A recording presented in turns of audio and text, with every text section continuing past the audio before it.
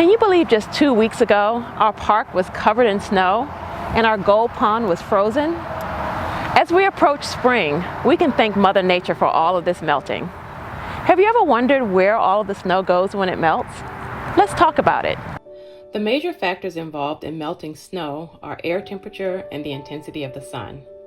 Several other factors like wind speed, cloud movement, rain quantities, heat absorption of properties on the ground, and the angle of the sun are all involved in snow melting.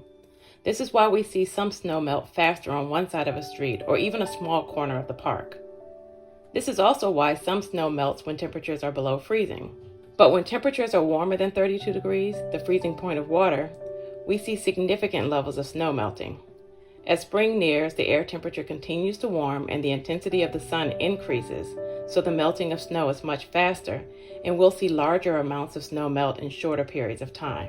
Snow melts from the top down, and gravity eventually pulls the water into the ground where it is used to help plants grow. Depending on the amount of snow that melts and how quickly it melts, the ground may become saturated, which means it has enough water. The extra water is called snowmelt runoff because it runs off into lakes, streams, rivers, and other bodies of water. In urban areas, the excess snow does not soak into the ground, but moves over paved surfaces to bodies of water. This water then begins its trip through the water cycle. The 3 steps of the water cycle are evaporation, condensation, and precipitation.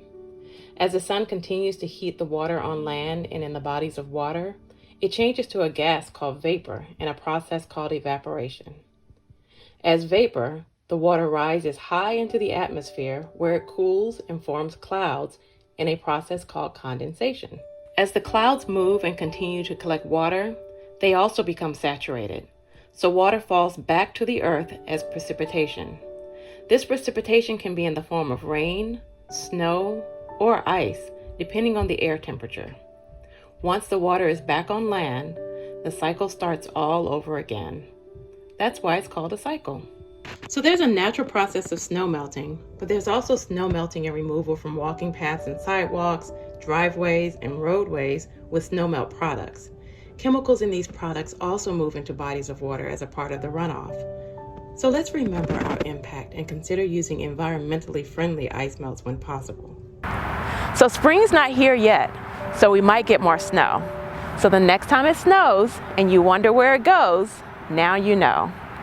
If you have any questions about any of our upcoming events or programs, visit cantini.org or any of our social media.